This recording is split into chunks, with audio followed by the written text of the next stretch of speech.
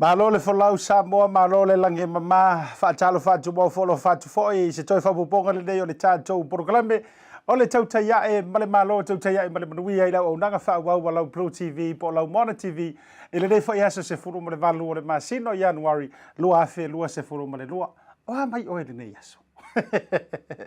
Malo le folau I langi ma, malo le whaatotoa, malo foi le tauatai, malo le fita I tunga, eoi. O fea lava sa ulu whao e ro tātou wāturu, ure nei aso, ia sa e whaatuli vai ngaui, ia narue puno wai, o a uma vaenga sa fita I tunga iai. E eilo uma e ile tari tonunga male mana tunutunga vai vai o le tātou Porokalame, wa e I manuia whaiva, wa e I malo, Tautai A'e. E peo le ngōle tātou Porokalame le nei vanga o le afiafi malo le folau I langi ma. Ora tau au na fo le nei asiata le fo upa se e mai rungo le tātou fola. E a e tau tuaina lo tau pa iama lo tau mamalu o wā Porokalame wha au au e le nei aso se furu ma le varu. Mana tua o le aso le nei le ua toe usui ai le fono o le pā le mene. Asi o tātou watunu I Samoa mo le taimi mua mua I le nei fo I tau sanga lua afe lua se furu ma le lua. Feoi o le tala le nei mai lava I monga te tele se ia pa ia le au tirifu ma le lalo vawa o si o tātou watunu ma loa fua ai la ua maua. Le ua tātou o I whareseu e sapi ma o mandie e le anga le leita I te itama o tātou tapa au siri le langi ma fua I sea a wa o lea ua hi u fo I le nei aso wala wala mawhai u I o e whaatau mua awa sa folau le nei aso o loo tu mau pea le la I le alofa o le tua si o tātou watunu. Malom whatalo whatu e la tau whea ngai mga ruenga mesi o e lea te whaafonga mai. Awana ingalo like, love and share tātou Porokalame. Ka ngoe kufa, whaasoa atu I le lua te tua oi, whaasoa iau wheleni le tātou Porokalame. E tele nei e tātou whaatale noanga tā ua I le nei fo iaso I le tātou Porokalame. Mana tua, au te fia whea mua lava tātou company lango. Whaafitei tele e tātou sponsors o le Porokalame I le aso ma le aso e miso le unanga vai alau BluTV. Pacific Easy Money Transfers, tu pe lafo I Samoa, malu puipuia, ai koe vave foi, e lafo nei, maua nei, tala nei, toe uma nei lava foi. Pacific 40 mani tātou talo fa voucher, wa so o ai so o se fale o loi upolu mna mauteli se la fai ngō fia ma wha maa venga, e me se foi tūlanga wha ato pe tope o le soifuanga pe o le peo lau paua, pe lau soa vai, ia matulanga fa bena na o lo wanu la valitanto online fa tau no uai le au nanga OCA maritanto Oceania Career Academy a onga ka muta e au ngā mo so o se Samoa ali I matamaitai no fo mau pe wo citizen foi ia e mo fua e mfona e onga fua ono masina po o le sulu masina ia nga ta foi la leo tanto mo te Samoa ma pamkesi e vaitele ia malo le tau tua puno wai whaafitai le rango soa le whaangaloina le tātou women's calendar po le farming koko Samoa malo lava ia te outou le lava papale o nā whea mai la i o lau whaatalofa o le tātou Porokalame le nei fiafi e a te outou le omi mai ma whao ngā le tātou Porokalame I lungo le Facebook e ngā te leo lungo le tātou YouTube channel wo mai o tau o malava le whaangaloina e a lau whaatalofa I se oso po o le fionga ia ale I oe. Le mafuta mai la loi Wellington e whaafitai o leo tau no mai paua e mai sio wharitua. So nga ia Alessandra tau a whao Alessandra ale anai. Le mafuta mai na I la loi Wellington ma le wharitua. E mai se whore do whaalo whaafitai mo leo so na tu ina mai. Ia ringa tai lea o whatatamanti le lua ma le tausi le mafuta mai na I sini au si tanlia. Le whangaloina foi ia asi tina matua ia vai mona le mafuta mai na I Amerika ma moli atu alo whaanga o le Porokalame.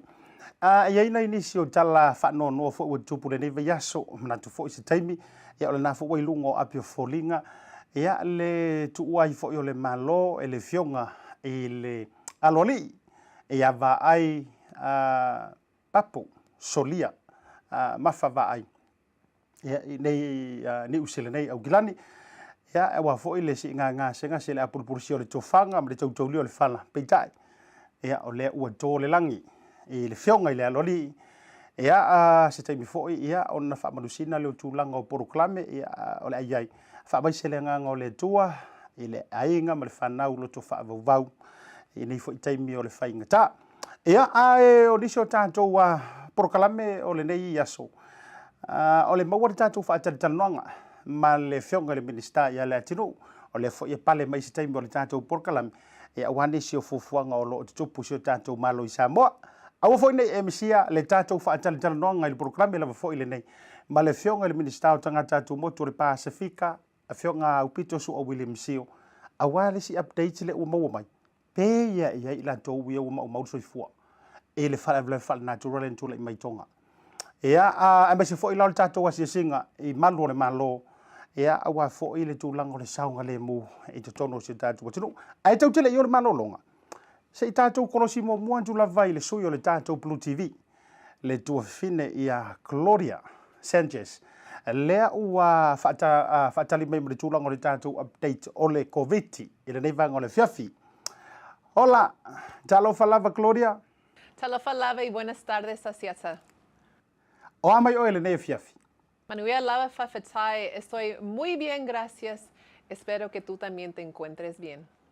Okay, good to hear that. Well, I did inform the audience yesterday regarding your country of birth. Because a lot of people have mistaken you. Oh, she's half Samoan, she's half Maori, you know, tangata whenua. But so then I did tell them that you born and raised in the beautiful country of Peru, or Peruvian, South America. Is that correct? Yes, that is right. Thank you, Asiata. Yes, so I actually am Peruvian born to two wonderful and amazing Peruvian parents. All right. Now, I've heard there's an incident that happens back home. And it's sort of connected to the natural disaster that actually happens in Tonga with the volcano eruptions and as well as the tsunami. Can you tell us about that? That is correct. So, aulele asiata, and our hearts and our thoughts and prayers are with all our friends and families that are currently experiencing this very tragic situation in Tonga. But yes, like you mentioned, South America is also experiencing tsunami waves caused by the Tongan volcanic eruption. They have hit Ecuador, Chile, and Peru, my country, and unfortunately, there have been two ladies that have actually passed away in the city of Lambie in Peru due to the Tongan volcanic eruption.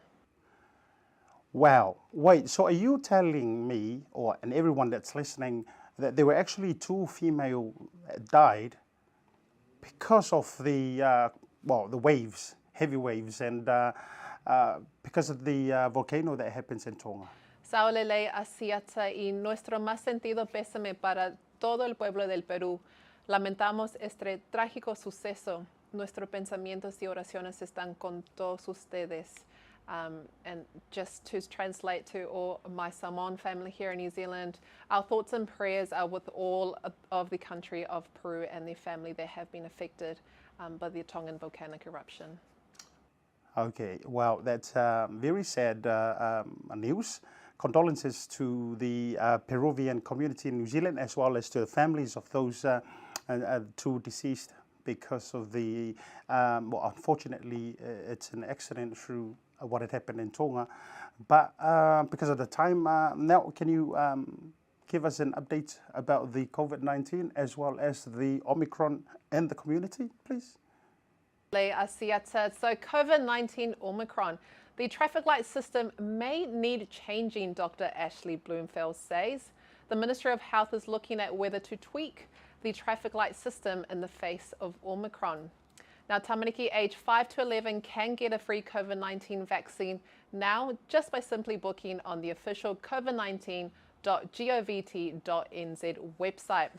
Now, as of yesterday, the 17th of January, more than 120,000 doses of the child Pfizer vaccine have been delivered to over 500 vaccination sites around New Zealand as health providers prepare to start immunizing 5 to 11-year-olds. As of this morning, a total of 86 contacts have been identified in relation to the MIQ border worker, including 7 household and 79 close contacts. At this stage, 75 have returned negative test results and 1 a positive result. The worker was stationed at the Auckland Stanford Plaza. Back to you, Asiata. Thank you very much, Claudia, for tele lava. Toi foi mali tātou proklame pe a mai a tātou whasalalonga wha pisinisi nei. for voucher is one of the most convenient ways that I'm finding now to do my shopping here at Farmer Joe, and my sister just sent through the voucher on my cell phone, and I just come straight into Farmer Joe to do my shopping. Ole si tulanga pitusili o le tāu. Ole lafo me o le pepa tala o loa. Ona whaanga le e whaatau ai o loa e au ngā mole ainga. I think it's really convenient for families overseas if they don't know how to help their families here. Then this is the perfect way. Mai ai le sa sunga fua tau ai le sia sa. Le fia po i sa we mo mawina le foi au nang fo e ala mai le talo for voucher. Ila wana whaatau ma me te mga ai ile voucher. Tai mo le talo pa voucher. Ua maua le apasusi o se wa fine. So se paro loa whai ngō pie. Ai mai se le te wherua i malau telefoni. Tai mi uma. Ai lo le lafo me le cash. O na inu e nori tamao re ainga. Whapea tu lava le talo for voucher mo le foi au nang fo whatai. Ma lua langa le tampai.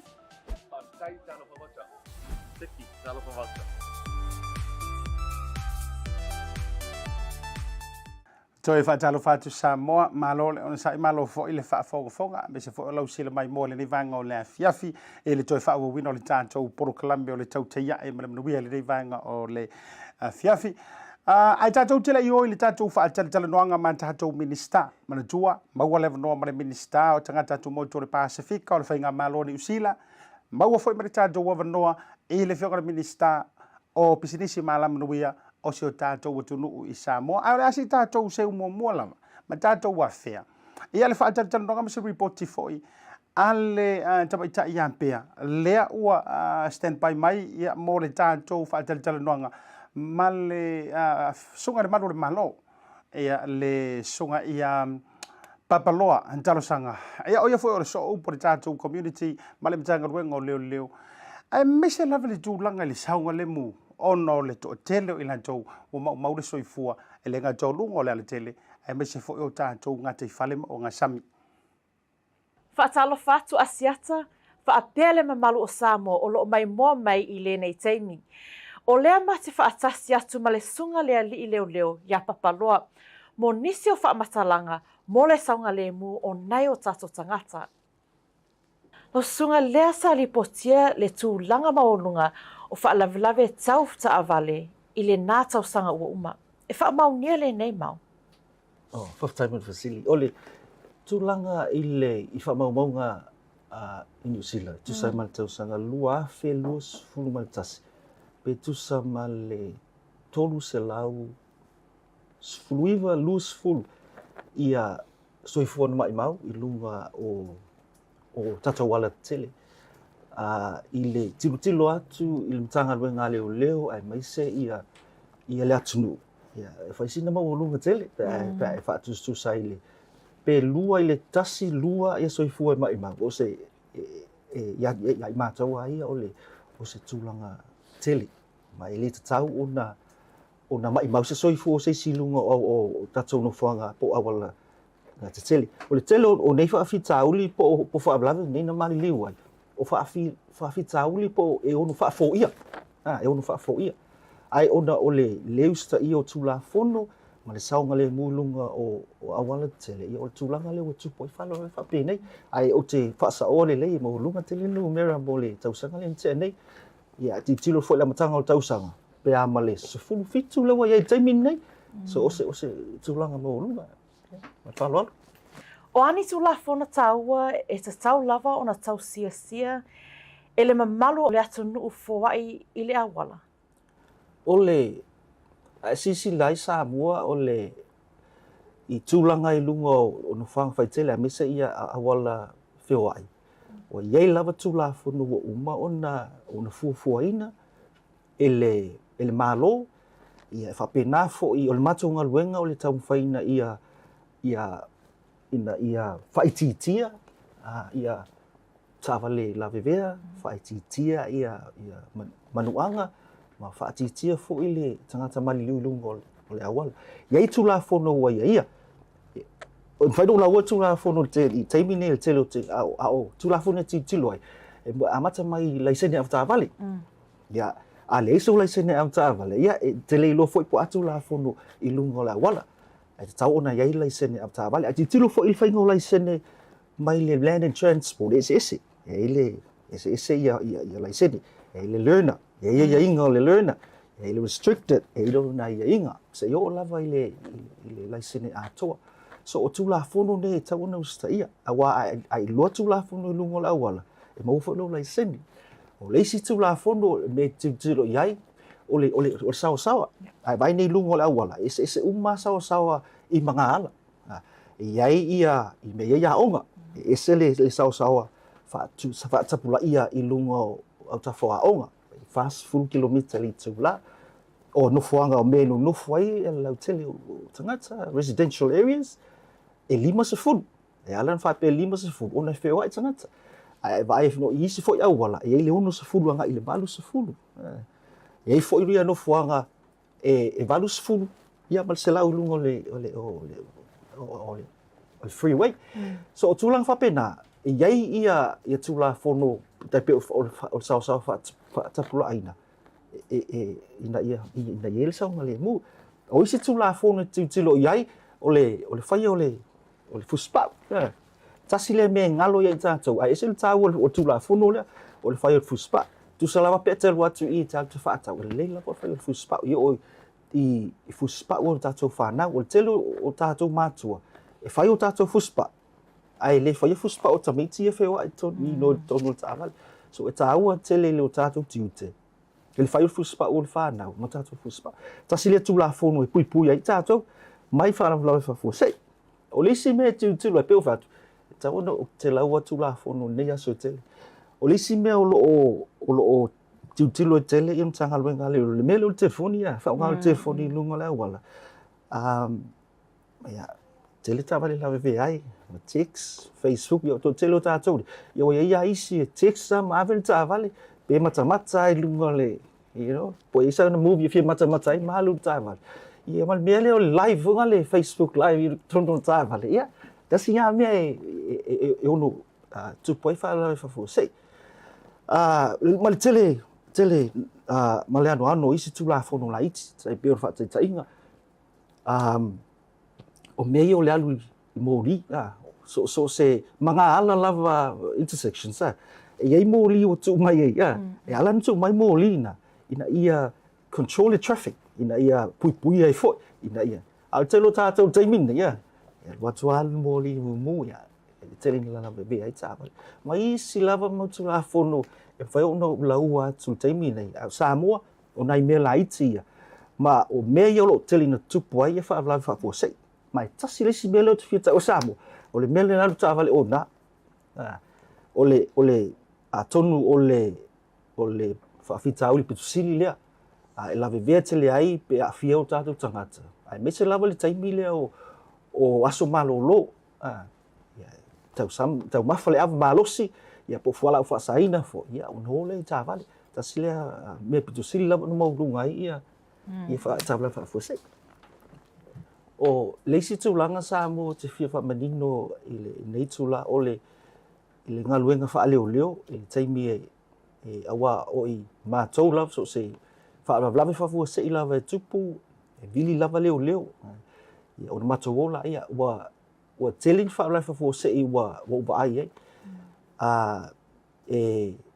ei tulanga ile I manua e te vai ai I manua ai me se lava me si silio le ole mai mau soifua ai me se lava ia alum fa nau ia po se fo e pele ia oi awa o to telo o nei o e a fia I fa lava fo se ia o la to pitanga ia o la to ainga ia nisi e pele ia la to e ngalo ia tatou e tatou te le fa longoina pe ale tupu ia tatou ai a tupu ia tatou o tatou fa longoina le ai me se lava I matou ia e o atu fa lava fa fo se e tate la ngona ina lava le mafatia ma le ma tulang fa pena ina ua la vesis a o me ma fa fo ia ai ua tupu ona o le fa tamala ma le matulang fa pena so ia lo na fianga ia I matou nei ele ngata e matou I fainga ngaluenga a wai lem fainga ngalo ia tu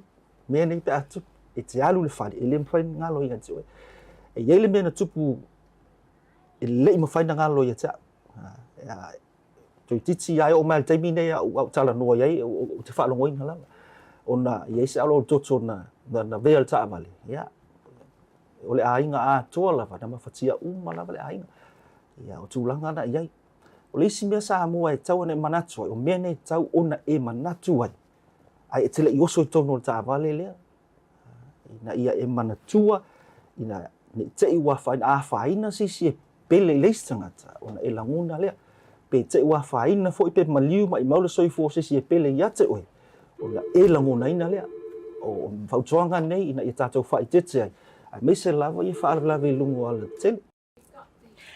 Whaafetai tere lo sunga i lea li i leo leo, lo sunga Papaloa Talosaga mo le whaawanoa ina mai lo teimi e whaatalo noa ai le nei mata upu tā ua tele. O pea semu le nei, mai le BluTV whaafetai. O le Oceania Career Academy, o sea o ngai mangele ua whaatuina i le pūlenga le fono mo tangata Pasifika ma Maori. O sea o ngai mauai le tomai whakamuta, whaapea isi anga wa eseste. E talia so se tangata mai le se furu ono i le wha se furu tausanga. Ma ea o nga fua li ima tama itai wano fo mau pese te seni ni usila. Whaafso tai nei loa le OCA i le overu se lau, ono lua lua, valu fitasi. Pe asia si le website www.oca.nz. Ia e toe whawhiro ia tu sa moe lau whaasau ngai le nei vaenga o le awhia whili tātou prokalame o le Tautai A'e ma asiata, Tautai A'e fo'i ma le malo, Tautai A'e ma le manuia, i lungo le unanga le tātou BluTV. O te whia e whailo atu. O le maua mai le tātou wavanoa o pale mai ai ia le sāfo lau. O le fionga i le Ministerial tātou moto le Pasifika. Eo, ele to tau whailoinga o le tama whanau o Samoa, ia o le tama whanau fo e mātou I mangele si a mātou I tūmalo. A ua tū mati e I lava le fua Samoa, ia I le feelinga I le malai le laumua I Wellington, le fionga ia Aupito, Tofae, to le sulusulu, sua William Sio, I lungo o le tātou proklame o le Tautai A'e o manu, Tautai A'e ma le malo I le neivanga o le fiafi. Patalo fatu I lau fionga I le Minister. Ia, so I fo manuia, I lau Tofae fo tua asiata, ia mai se fo I le tō fisa mamalu. Ia e o folo fatu fo I ma mamoli fo I whamanianga le tausanga fo I le tātou watunu o lo mau mai fo tātou pokalame o le amatanga le nei tausanga. Mai se fo tapo I ngale au whengaruanga le atua tupu mai o le tātou watunu. Ia mo la malo lava le onsat, malo fo I folau, whaftai manea wanoa. Malo tati tau fai whaatalo, wha malo I le anga le leo le tātou tapa au siri le langi. Ia wa matalo fo I le nei tausanga. Ia I ape fo e whaoso vevela lau o fionga le bingisika. Mata I lo pisi au I o lea. O se whamanuianga fo I le nei lau lau mwhaiona whaavanoa mai. Ia e tu sai o sina whaataritala noanga. E me fo o te tupu te tono o New Zealand. E me se fo si o tātou Pasifika. La to muatu. Ia I se update ua tula I mai ai ia le fisosoninga New Zealand wai pi o tātou lava fo I le ua mua. E fisosoni antu isi o tātou malo tūla lata. E a tonga, e tusa I fo I le tau whailoina. Le whaalave lave whaale nā tūra na tūla I mai. A le tau mauatu o tau whaisiti leo si tātou fo I le whaale militeli fisosoni mua. E waka ule mawhai enga len, e mawhaiona mai se tātou update le vaisua le alau fionga le minister. Le, ia le sa, le ua, le susa, le sa mātou tutu fantasi fo I ma le fionga le palemia, ma le minister fo I o le Defense New Zealand. Teni hena le, ia ma muli ane ina ua mai a fo I le mātou forsanga I luma le media New Zealand. Muli ane fa ailoa le fionga ia na nai mahuta le minister fo I vai fafo. Le lima se lau wafe, le tupele ua ofo atu I le taimi nei e amatai I le fisosoani fo I le malo tonga. Ona o le masani lava, e tau te whaatalitali se I o maia se langona fo I le malo o lo mafatia. Ia ona fua atu aila I le fisosoani peita I ane. O le whainga lea na whai ai e le leile whailoa I ai o le I le tupe. E fua I ai a o tau sa ili msa ili. Po o ame ua whaaleanga ina e le maunga mu ia awane I whaapopole ina I fo I le whainga malo. Ia ona na fila o le ana tau nuu ai malamanuia le malanga mua le vaalele Orion. Le ele o le vaalele la nei na usul tau I le valu tau nuu mai ana po. Ma o le la sa ele I whapeo na tuua ele I tonga. Ai sa lele ma tapo e ata mafsota I malama ia mai le au whainga ruanga fo e malo. ina ia manino po fele me tauna po e yata o a me te tau toi sisila toa iai. Ona pola le na mai a mai le malanga e li mwhai ona wha arusa o ata ia i le malo tonga o lela ua wha momoli e ia na nili tae ao. E fe so soani e le ngaluenga le malo tonga. Mo le sila tu toa langa iai motu e le mwhai ona o iai sesi. Ia se i tātou talitali la o le ua na maua maile i le mana o ngā mua whae tonga. O lela ua toe alu le si wa alona lua. O le waala lea, o le wha moe ua tā wala ua iei se vaenga o le malai waalele. E ui ele i wha leanga ina malai waalele. A ua tanu mia le fuefufo ele le volcanic ash. Ia e oma male lua se lau tangata sa ngā lulue i ana nafi. Ina i mwhai, tau mwhai tafi ese. Ia sa iele fufuanga a tono le uta le ualu le waalele lona lua nei. Ia o atu wha pa'u i lalo fo ele le i lunga le sami, peita i ane, ele i mana o mai e tonga, ele lei o na wha tau mwhai i a land pe i le mlai waalele. O uta la lea ua ave o mo vai tau mafa, o isi tau maftanga, o mea lawe mo mia mo le taimi nei o lo o mana o mia i se taimi vave, o food, emergency equipment, o me mo mia mo le whaale layer o ala telefoni le o le ua whaale anga ina. Ia matoe fufuai, a ua tāpenga fo le wa alalo, ia le Wellingtone mar Aotearoa, e iai tiute wa anei o lesi o le lauta, a o lesi, o le a se iai se vaenga mauru lano le samni, se ilanto sila to toa, i mea o lo whaale tonu, po le mea ua maea le toa sā fo i le maunga mu. Po le mea e toe whaawau pea, o mea nā le umanino. Ia malanga la, o le ua leanga le cable lea i lalo le sami, le undersea cable, ua motu sia vaenga i lua. Ia o vaenga la nā o le avatu ia i le whaamua i le temi nei. Ia se i toe maua mai le si li poti fo i nei le fiafi. Ia ona toe maua i fo i o nisi whaamtalanga. E moni ele o le li poti lava i ala whaale malo. Ele i aise si ua whano lato soifua peita i ane. E lua i lato o le ua manino, o le tau sa ili, masue. Ia ona la, e moni lava lo i aitala whea vea i lunga fo o isi tūlanga whaate kenolosi. A o ala whaale malo, e aupea ona tuulea vanoa i ai i lo fiso leo, ma lo fiso soifo maro renga tonga. Ma se i mauti noa, ia ma mauti noa, o na wha iloa atuaila ia o swafa o neita ngata, po le mea sa le iloa a wato e maua, ai a foi ua mali liu, ia e iai ala taunau iai mo lato wa inga, ia ma mauti noa foi po fea fio anga, po fea le nuu, po fea le motu, ia ona mauti noa, ai paule mea ua mauti noa, e lua tangata ia whape ua missing, confirmed missing, ai li maea ia ile ngaluenga la tau ia. Pei ona i li potina mo le taimi nei, o le mea lawale ua longo i tonga, o a uma mea mo mea le taimi nei mo le tamu whainga e tamu whai ia iei so ta inga si taimi lata, o a nisi mea o lo mo mea ave i lato wha mo mua, ia le ua amata lima se la wafe, a whai e toi mo mea o le whapena, o le foi e efso ta inga New Zealand Australia, la foi uofo mai le tupe a Australia le taimi nei, uofo mai foi i a lato wa lele ma le wa alalo. Ai paula wale mele fai fufua iai, langa a watu le wa alena alua nei le tae ao e momoli le uta. E le mawhai ona i efso ta inga tangata i o atu i New Zealand, ma tangata lai tonga. E te tau ona fai fo le contactless. Ona la o le COVID, e a on tato pui pui ai. Pei o tūlanga na o le fai tete ai fo le ngaluenga asiata. Malo fa tai lo fionga le minista manino le vai sua lea o le ta wala tu lo fa afsili le tulanga po o mau sta se numero ila to o mai mau le soifua petai fa tai o le fo wa manino au fala ia e na o ila to o lo o atau sa ilia ia ta to tu ile tu le tulanga o le vai nga ai to fa mo ti mai se taimi o la u fa afsili le au tai ia va mta u pu le fa le fa na tu roi tonga o le ase tūlanga I lau a fionga o le minista patino lavo takata tu moto le Pasifika ina ua tūlai mai le whawhitau li nei.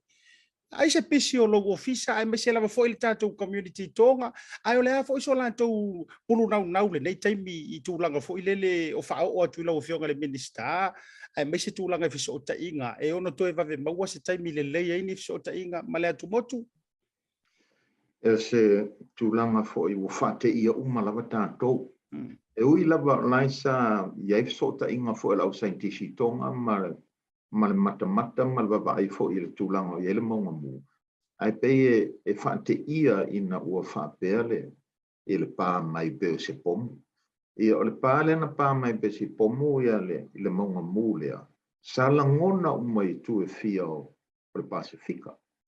Ia na muliane o te tei fo ita ia le asto nai.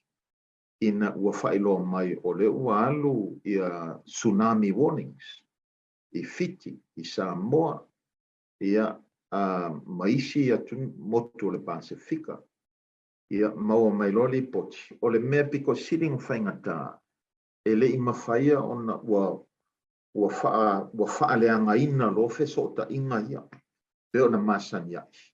O le paule mea le whaonga I teminei, o telefoni satelite, ia ele tofusia ma telefoni satelite.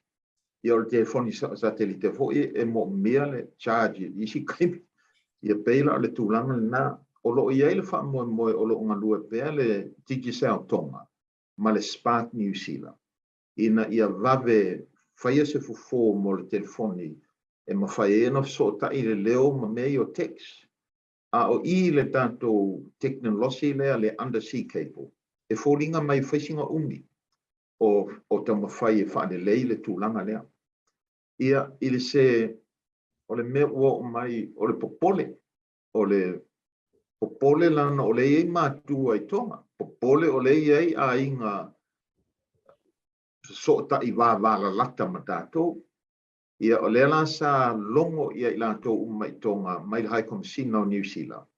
Ina ia le stala atu ia lātou I whailo atu so se ti New Zealand. Na amata mai se fulu walu la ua o le fast fulu. Ia a le taimi nei. O lo o abatu foi o a lavani a wala ma fai no longo mai lātou ainga. Whailoa mai. Ia tā fiofia le popole atuai ia I nei New Zealand. Ia elena tia foi. Wa te tele I lātou wa nau e fia soswani. Peita iane. Ia o la ta ita tu a lalo atu pea. Se I toa pea le tai ma o msai mai. Se ave le wha mua I le wha le leo tūlanga mo le lau tele. So inga ma ave le wha mua I wha tino ngā ruenga ale mālo tonga. Ia o tātou ia o le soswani atu ia o a uma me totia o a uma le malama o tupe o a uma mea. E watu e whawhaingofi e la tonga ruenga. E whoringa mai la o lele I mai ahe a le lei le sa I li linga o a tonu me te tauna wha le lei I le taimine paule mea o mea lava ia mo mea le sota inga ia pela tūlanga na asiata e momoli atu ai fo I le wha mawhanwhananga la tau ia ma le wha mai senga I tātou a inga tonga e lenga o konga langa o le wa so o ngafa sa moa ma tonga I tele o a inga I New Zealand ai paule mea te tu o la roto e PSI tātou tāpua I pēr ma te talo ia manuia le tūlanga o iai se I whaatino pēr ngā luenga se taimi ma whafola tu pēr le mea o le mauai ma ua mauti noa me le wāwha malo. Malo whawhitai ua manino le vaisua. Lasi tā mei ke isi mai I le si vaenga lea I le tātou New Zealand COVID. Ua maua fo I le nei lau fionga le minista. O le ua tau mai tau atu o le tau toi tāpena le whainga malo I se tūlanga. Pe a o nei na pepesi tele le vaenga leo le Omicron, le whamai fau le ua sau nei. Wa le fua maua tala o le ieli tangata whainga ruenga o le vaenga quarantine o la tau o le ua a fiai. Whaapea nei la o le tūlanga o le ai e te iwa tātou toe whae pai le lockdown ma tūlanga whaapea na. E ono work le tuainga me totia lea na whai mai le traffic lights. Wa le pina tau whai le traffic lights ono le tūlanga o le Delta. Pe o le a tātou toe ono fo i e tūlanga fo i lor kako kasi lua kolu wha. O le ase finangaro lau fionga wha mole mole. O le kwa mai ani fo i se fontanga na tamai nei e sila i ai minsta fo i ma le fionga le parimia ma le aufenga renga i tūlanga tonu la valea. O le langona malo sile i ai. O le tātou traffic light system e mawhai o na tali atu i ai i le Delta mwhai fo i na tali atu i le Omicron. Ia beita i ane. E le i mai a pea le malama to toa fo i lau saintisi ma le au vaenga fo i lau fautuainga mai. Pe whape i fo linga o iei le Omicron. Ona e sala lau vave atu lo le Delta, ai pe o le lapetau sa ili ia i suenga. Pe tinga i ngāku tangata i le maua Omicron pele ai. O le mele pena i saunua iei le ua maua i se tasi o whenga ruenga. Ua mlangona ai, e le o toe mamau, e ui lava fo o le tau te tau mawhai lava se awanga i sau le muai, ka awhi lātou ia mai mo se taimi whai siaki me whapena. Ia e langa o le lalangi lava lātou ia o le tau te tio ma le virus, e le pule e sesi, e pule lava iha. Ia, o le tāpen penanga la lea mua wa mai e le fautuanga. O lo o te le lava le au ngā o le vaccine, le tau te whai al tupupui, o wa tiri la whaamamafa mai foi, le whainga le pusta, le tuilona tolu le iai nei. Ia atonu la, i le teimi nei, a watu pe le fautuanga, whaawau pe le whainga o pusta po le tuilona tolu pe a mai al whanga sina, ila e utou uma tui morua, Malaysia. Ia avel tātou whaamua le teimi nei tau te ngā lua fantasi ai, ia vavel whaatinonga o tui o tamaiti tātou whanau, le 5 tausanga ngai lunga. Peila se tali mua na, a se langona o iai pe a whai e tula i mai, ia o i lava i Manukau, South Auckland, taluai o i le whaitotoa le e u whale mai tangai wha. A whai lava tau te wa e atu wa matana pipisi le community. Mai alu alu sau se taimi ua le ngafa tau li maina e whale mai o lo iai nā, ia le sosoani e lato e ono whaale tongu mai ai. Ia o le lanu mumu e tau te fo'i ai. A whai lava e alua wal ki ngā inga kele. Ia o na toe whetutu na ila ia po le mea e kau ke fo'i le whaale pe o na tātou masanya. A le temi nei, o lo o te le langona fo'i e o le au ngā le tātou traffic light system. O e au ngā pe a whai e mawalunga le whai mea o le tui pui. I le taimi nei la, le lawai wawa ai atu i le community cases here sau, o i lātou o nisi e le i whaia tui, o nisi ua whātua tasi tui, o nisi e lua tui e le i whaia le pusta nei. Ma fuangala na e whaua watu ai pere tātou ngaluang olisi. O le 5 tausanga le wamata, ia e o atu le masina fou, o le sa 4 tausanga, wa atu le 5 tausanga. E tau peana whaua o pere tātou tui pui. Mo le nei tausanga la tau ia a o tali, po le a tonu le manino le matale vai, whaatitau i le matautia o le Omicron.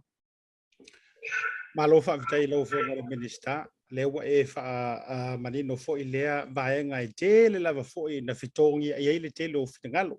Mai tau wina fo i lea soa na na fila ua ia so le sa amatai le tui mo whanau fo i a mese whanau waonga. Ia matautia le numera lea ua ripatia mai fo i ua mai ai nisi o le whanau usilia tu se lau luas fuafe le to tele i la tau. Ia mai tui pea ma le 5 se lau tui a toa ia na whaatino i tonu o le tātou watuno. Ia ai ono o le tātaimi, manu fo i lau taimi lau fionga. O a fuafuanga o lo whiangai pale whiangai ai, ia o leo mauwisi tātou wavanoa i le ofisa nei au kilani, ia lono winga e mamate o lo motu male taula lau fionga, e tu sa i o fuafuanga le tātou malo. O leo whatua tau no mai New Plymouth. Ia ele i le batele sa tu e ele mātou wheloa inga male tātou watunu ufo i nei New Plymouth. Peita i ane, e mau te tau no mai.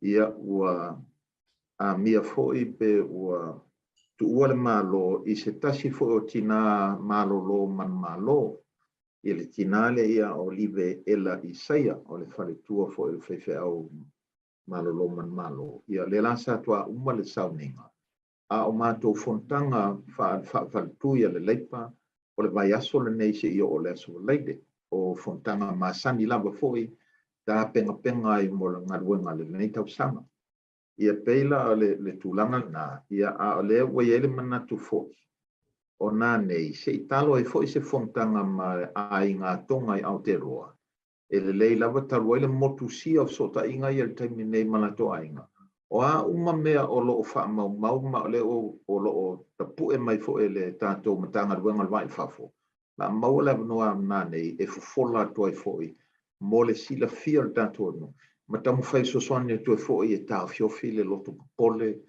ngai kei o pole ia muliange e le o moni e pole ai a wha inga I foi le soifua o ta mama tina mātua I nei ia pe o ngai mea nā asiata Malo whaafetai, ia, wha mai sau noanga whai, ua me se fau te loe to tele ne tātou woma paanga le tātou TV nei o tonga, ua tala ngā whai tonga, ia me se fau malo tero le atunu mo ne Jamie, e wha mai ai le tā wha noanga lau whionga.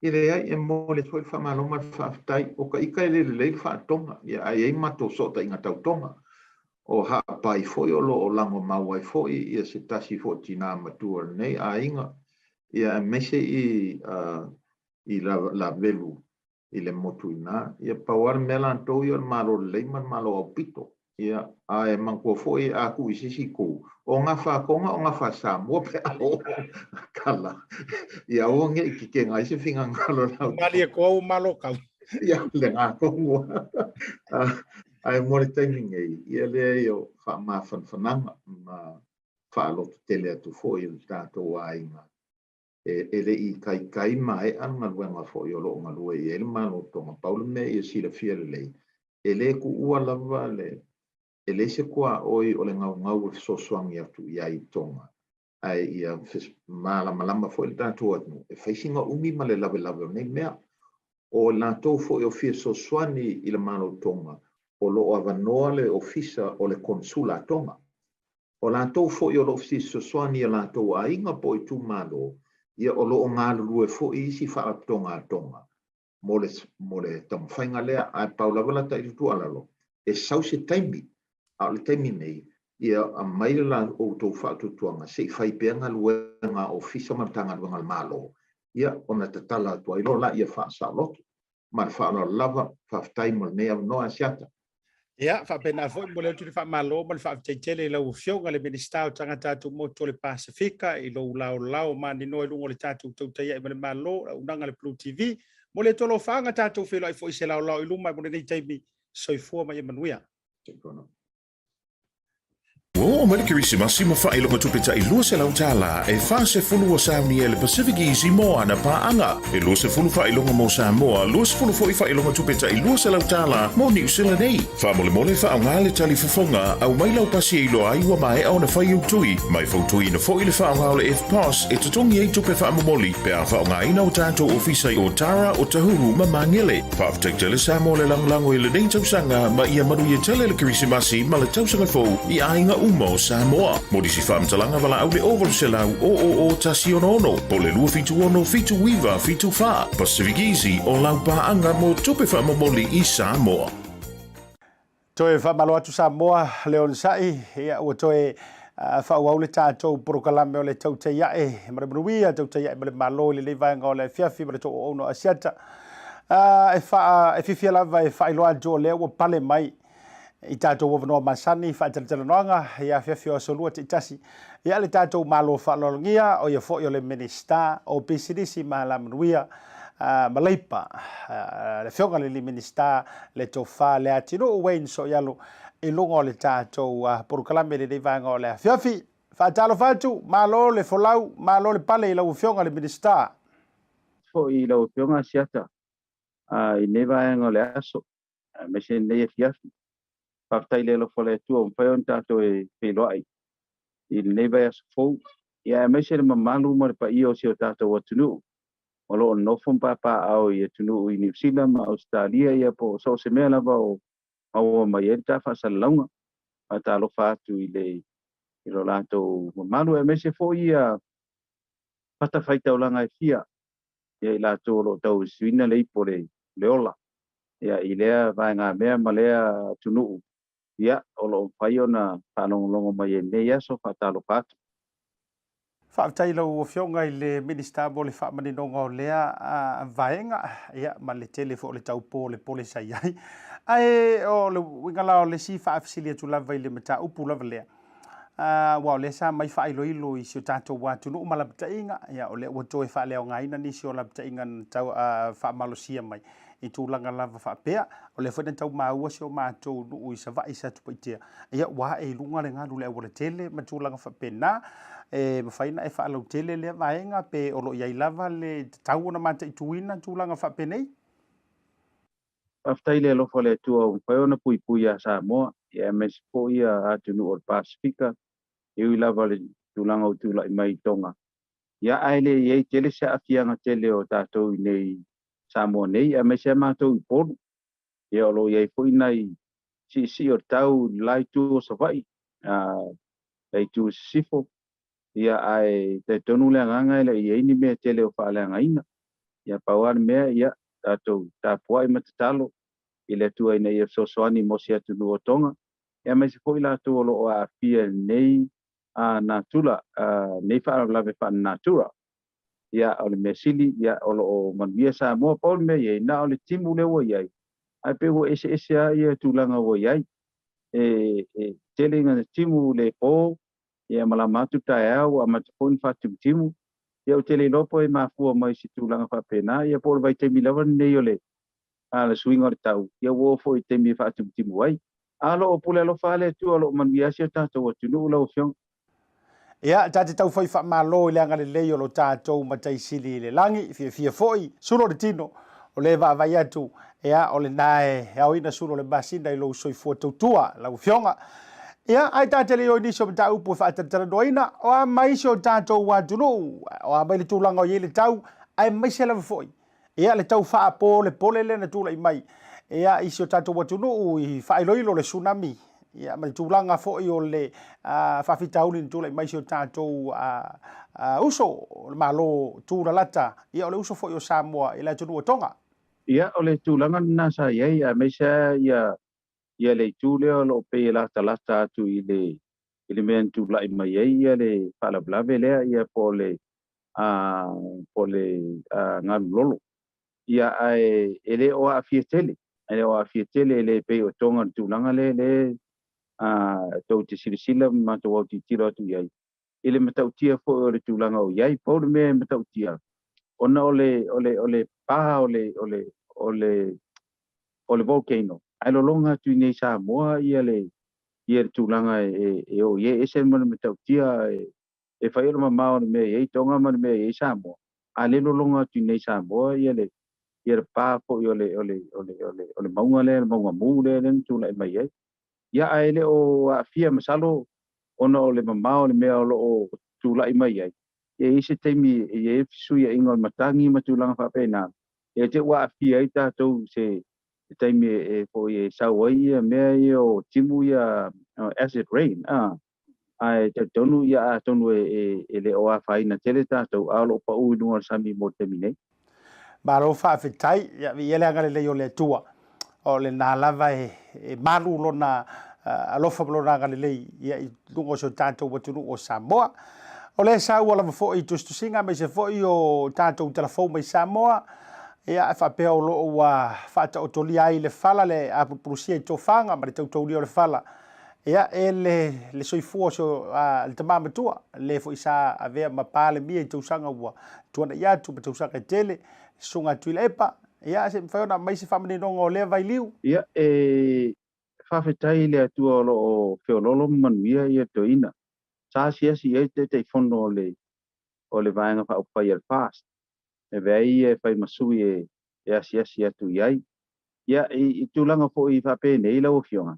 Ia ese lava tatu te tonunga ai a olo i tūlanga whape o ngase ma whaina ia nisi o tai o Leatinu'u ia tai peila o le fionga ia tu le epa i te talo uma sa mo ina ia toi whaafoisia lo na malosi eo fo ia i mātou o lo o ia paenga whaaupai al past ele au ese ai fo ona le nganga lava ia o le a lava le ese senga o te tonunga ai a o lo tu lai mai tu langa whaapea ia e tau te talo ma ia tātou talo i le tua ina ia toi whaafoilo na malosi ia e mesi fo ia o tu la epa ia o leva na ia i tono tātou palmene e te tau fui ona ia i le respect i le privacy o le fionga i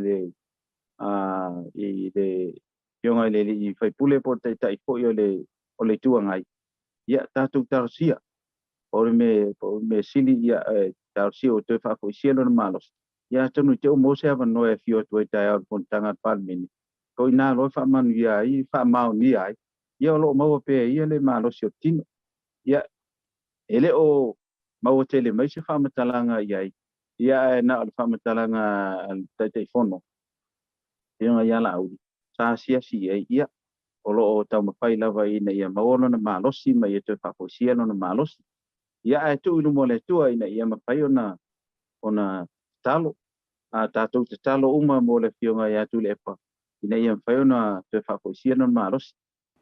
Ia, malo whaitai lava i le whingaro malama i oe o te piama fo i lo whingaro me so proklame o le Tautai A'e ia ele o ni taimi o ni fese e senga po ni masainga a tutupu loa me whapenei e ono tūlanga o ngaunga li soifua me se fo i o le auaunanga ia e tātou te lolofi whaatasi mo tātou mulu au fwe whaatasi tātou te tauwhai si tia fo i le si ngā senga se le whionga i le taitai o le tuangai ia i le tua ina ia toe maua se malosi ma whaafo i sialo na soifua wauna ia amatantu ina i whaavesili leanga o le tawhatana noanga i le verso na tea nei na mana ia lau sau noanga i tūlanga lava lea i le au vaenga fo i le ngā lulu e whaavitaimi mo lātou whaafitauli le ua kau pe eilo ofisa o le ofisa fo i le o surufainga ia e baisare tūlanga i urunga li i ma le malanga mai e le whaamaoni tūlanga whaapea ia e le o se tau whaamasino po se tilutiro masei ia langa e a ulu tafenga e se le futia vai singano e meso le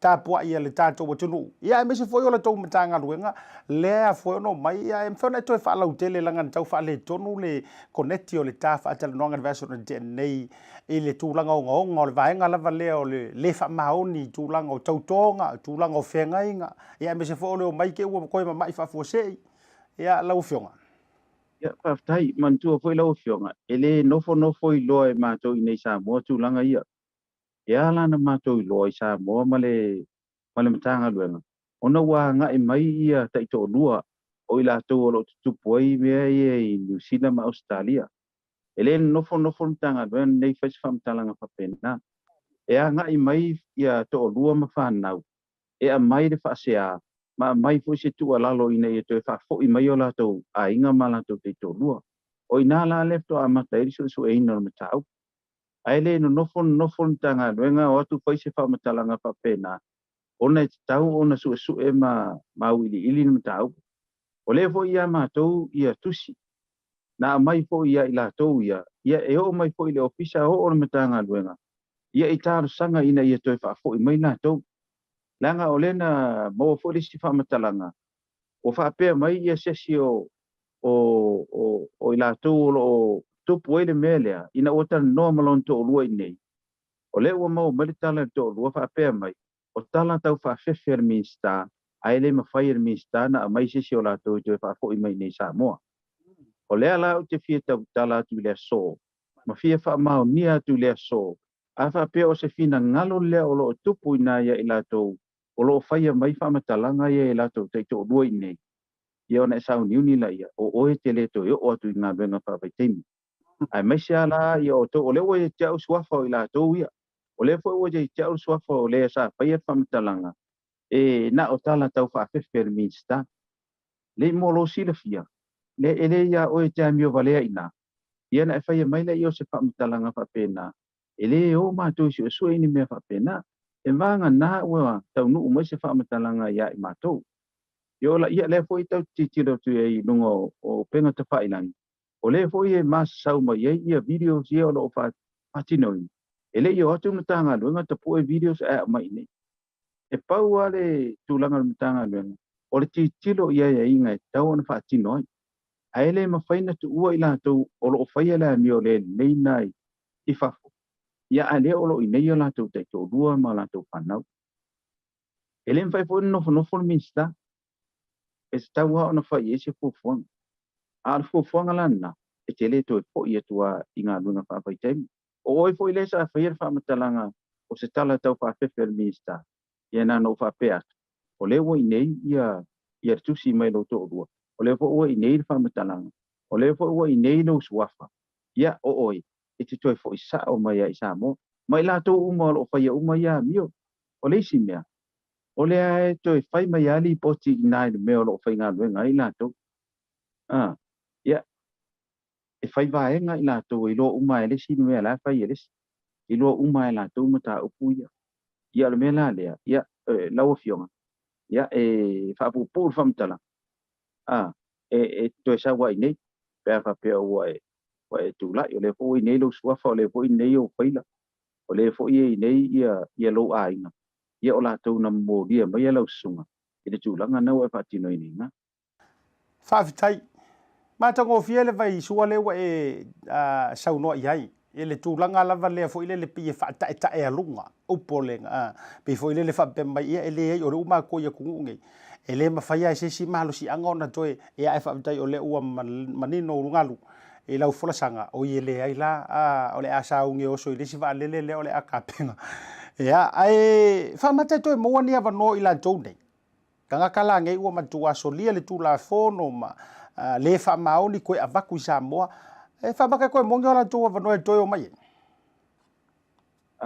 o ti lo ele to mo se ava no e fa e finga fa vai e foi finga fa ele afa pe le usta io finga fa vai ele ma faina mai finga fa vai na ele se tu la fono ne al finga fa vai na ia fa ai lo le me fa le ton pai lo yesi fu fo ai le nga ona I lord tu langa lo fa le ton ia tu no ia fa pe wa tu nga fa mtalanga la ia le mo mai ia o le a to mai ana tu ai nga mata o mai malongo mai I le mato office ia me se po ia ni wa fa yo le office yo ia o le officer minister nga solo mai ia ele fa ngo fia ia ta ele fa ngo fia ta o titila o isi o ila to e o tu mana to pai te au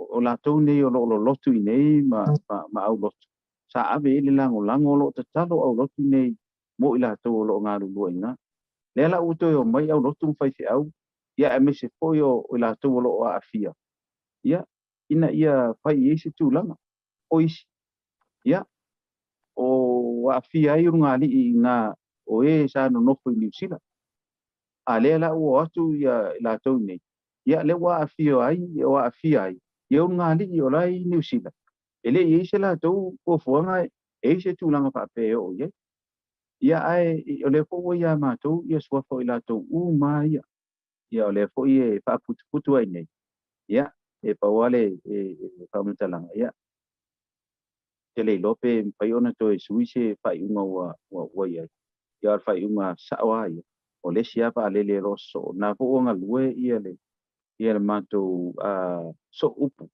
po le liaison officer I Australia ma New Zealand fa tala no uma I lato malongo ia I lato ia tulanga le wo ia alo fa tai wa sau no ina le vai nga le tulanga fo ile o ngase o tai ai lava fo I le mata upu le seasonal workers po la to nga lue fa vai taimi ia walanga o le si vaenga le na le tele nei ma tele fo ia mantou I nei New Zealand fo Australia ia o si fo ko ngafiki fo ia nga uma le sia ki Samoa e le ngi mai ia le wote wo mai nei to e mo wai ni si mai ma punga ngi si mai po le mea ele o le sia ki Samoa po lo le mea uma lo fo na e fa lo tele le tulanga le ia sa o le ia mantua e a mai tanga tenga e bidi mai ono mantua I nei ia ono mantua la e o mai e eu tu eu mai le matou fali pe o mai sa irmista ona wole pai ona ele ise se la tu pai mai o la tu fana uma tu nanga papena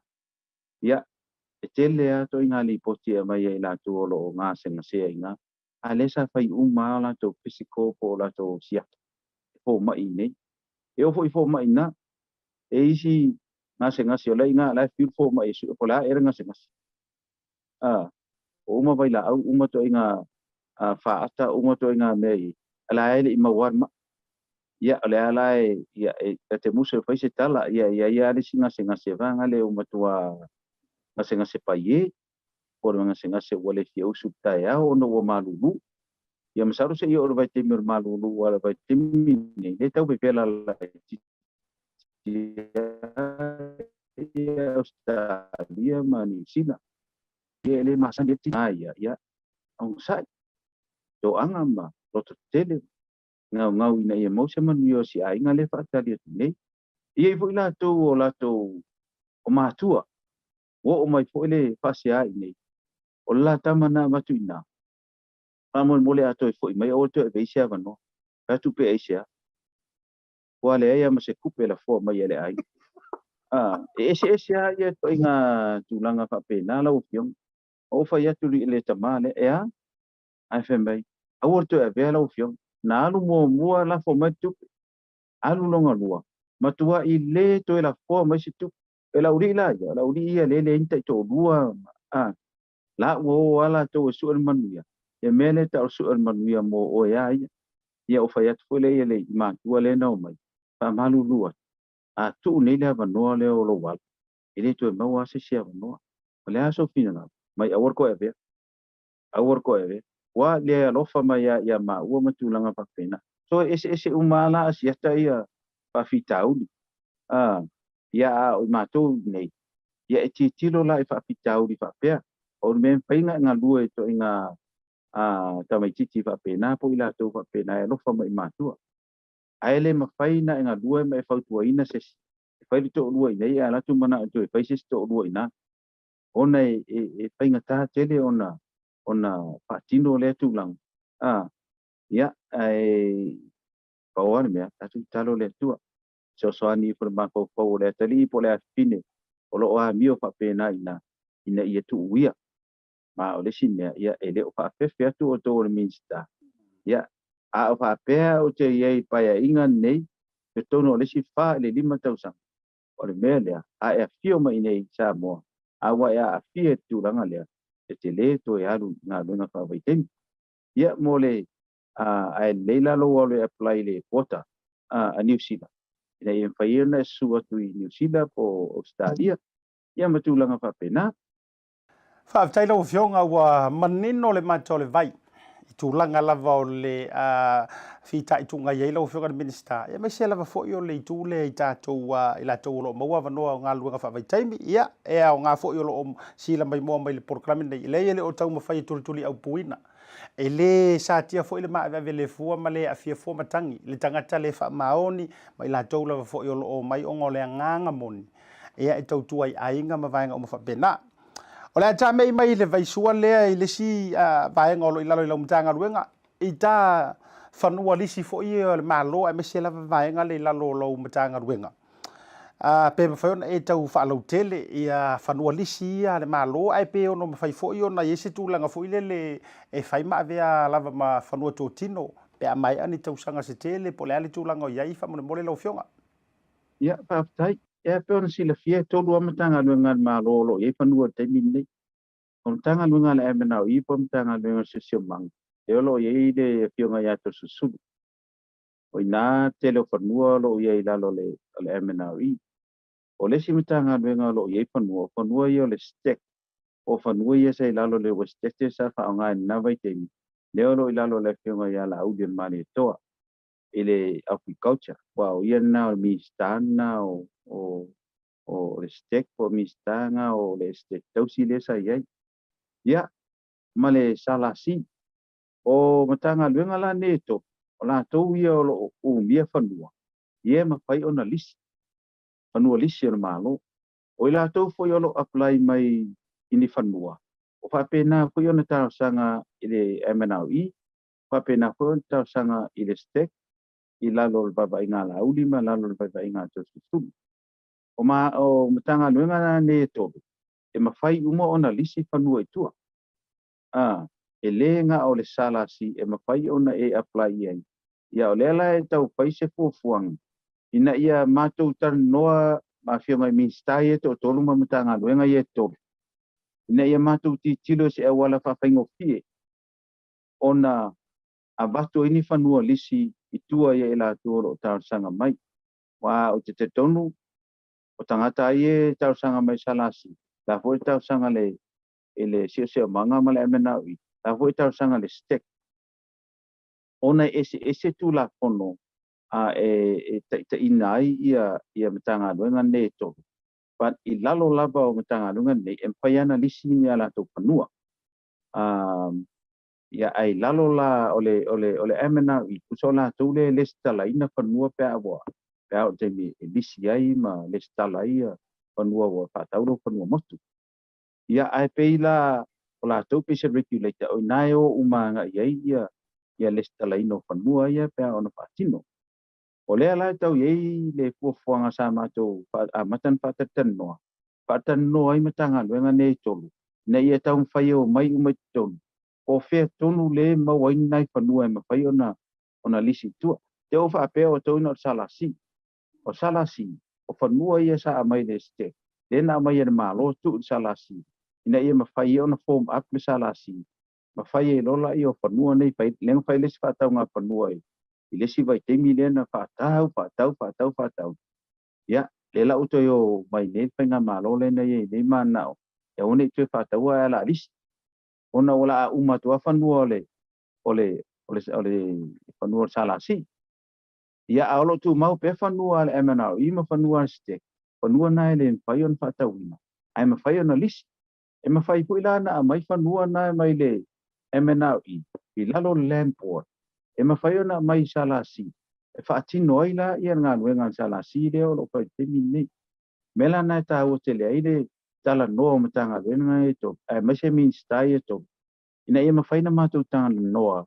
Le language tasi po o se tanoanga e mawhai ona tutusa uma le tanoina. Ia awa mo le sosoani ole malo ila tunu ini panua lisi.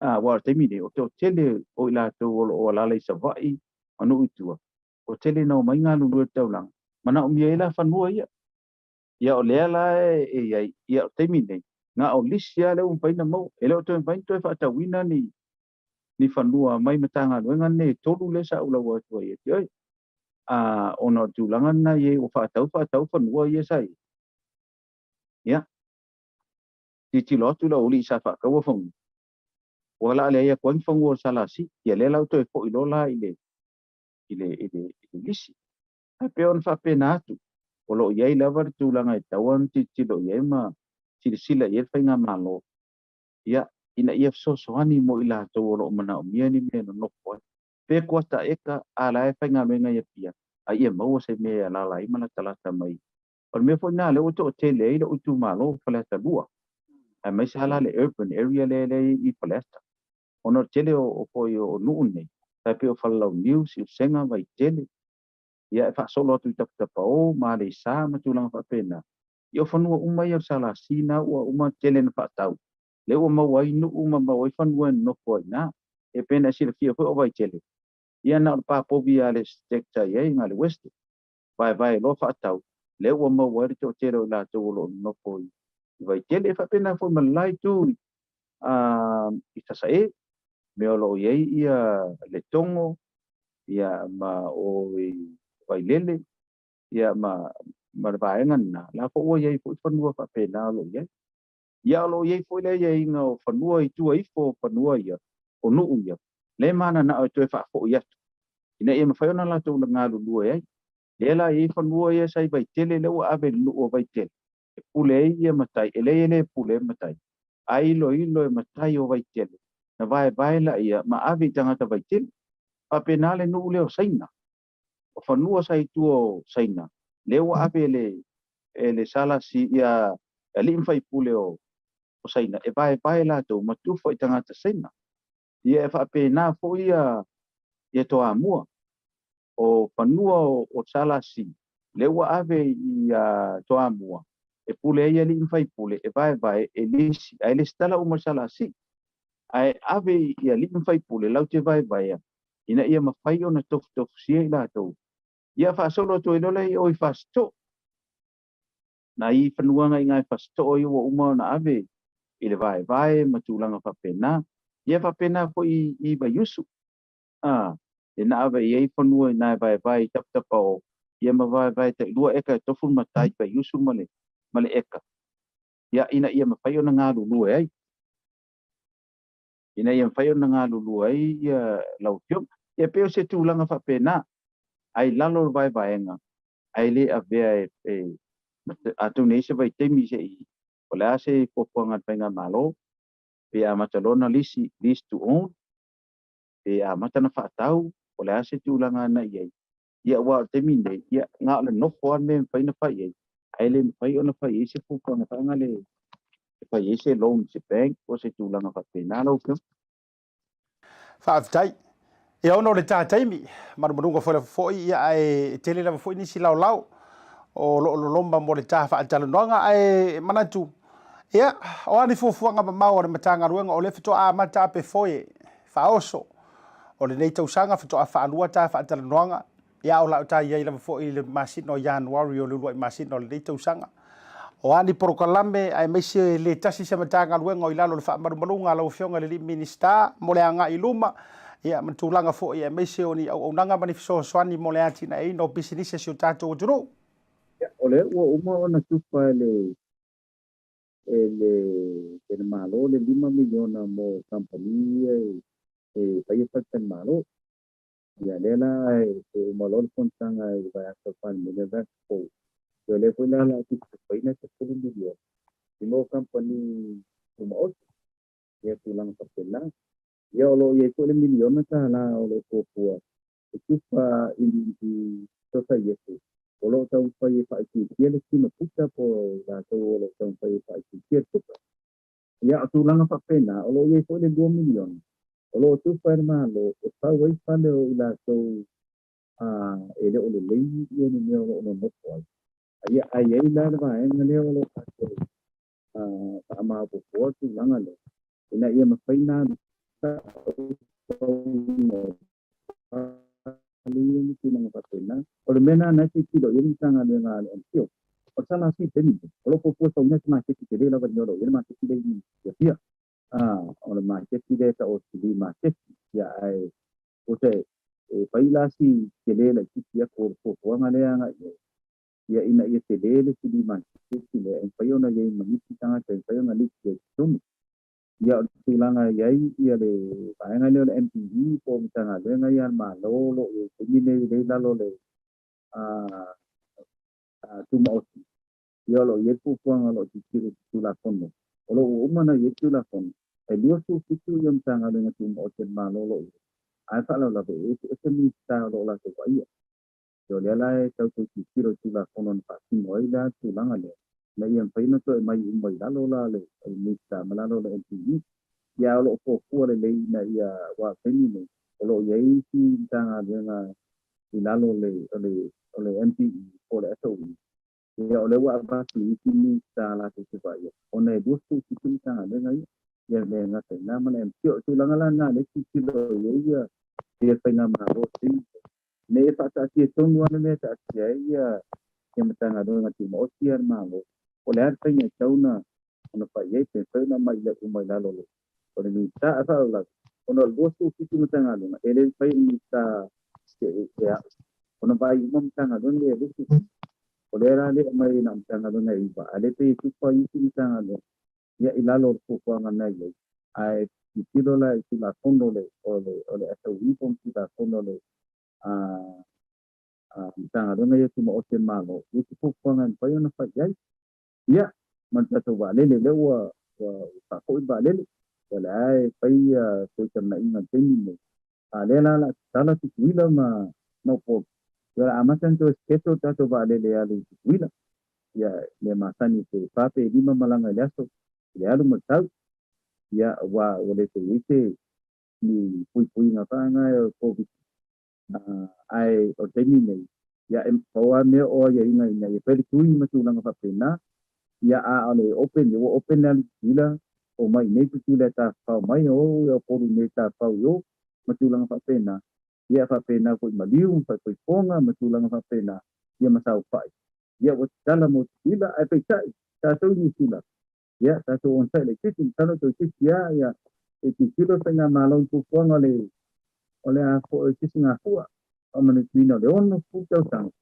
ia polase fu ponga ai fa ia wa ko le ko no kisia va ia tu to a kio ia al faitale e lo tu kia fa mai na no to no ko mala ai ia ta ke ia polase tu na ngan le e pen fa tau ni nei pen ta tu ke lo ia pe ona ku ponga ia nei ta le ngo lo dalo la u fa mai ia e te ni ne ia momoli fa malo malanga fa aftai tele lo fionga ile minista o lea wa e se sa faoti le utu le feimea ele nei fo ia so le ta porokalame e meso nisi o mata upu e ao o na faa manino ma faa malama e wale no fasile fia so tato watu no manatu la foatu faa mai a mai sau noanga o na faa mutai leo le ta faa tala noanga le ne fia fifa mole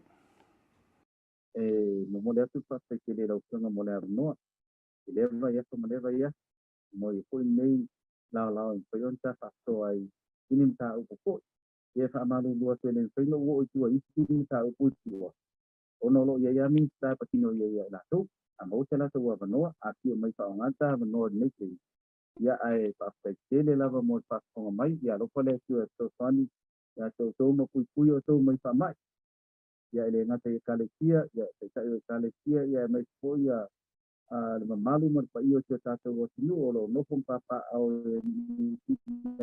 na ya me foi Australia alo pa te rasu mo to i manila nei rasu mo ko kwang tai ia sa mo le tanto fa tala doga na le fionga i le minista business ia la manu ia malaipa le fitalenga le antino o Wayne so yalo ele dei foi vaenga o le afia fil tanto programa o le Tautai A'e me malo Tautai A'e me nuia le au nanga alau BluTV po lau Mona TV tau walunga joy ma le proklame o le Tautai A'e le vaenga o le afia fapele o nanga sio ma to fale fa asala lo nei to e fa talo fatu ma to e o follow fatu ma fa fita yantu ia te auto wo ma paanga o lo o lango sua embassy officer soani ile sheina ma le fa soina o le o nanga vai o ne ngalo likely tanto page BluTV po le Tautai A'e asiata na ile tanto page ia a o tatou proclame ia o le o tatou o mai fa ngali tatou ngore Tautai A'e male manuia Tautai A'e male malo faiva so tatou o tru feila ila so taiao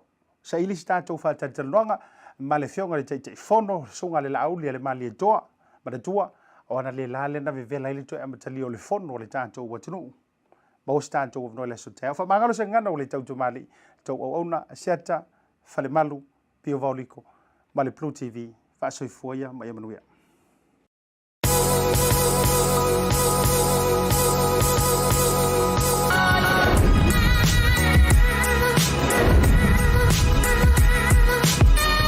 tau tua male au nanga remote tau sa mo service station nei tona ima ma tau te utuina lo ta vale ma le tele unisio ma tau au nanga ese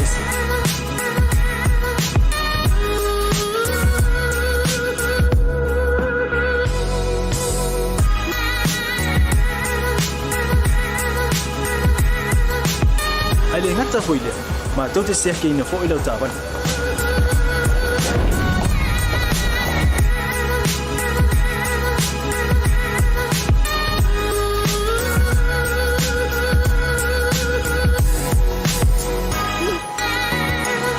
siapa lah yang voice wow mau lah ucapan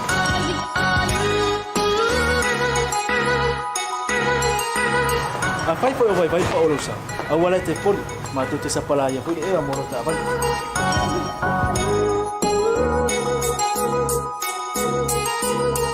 mulu no posible dia mua tapi lah ucapan vale pe out dua tapi lah telepon ni time me utu ina lah ucapan malah baenga mulu mana tua po e matua I pasa aina lo tau maftapa ai no fuanga fape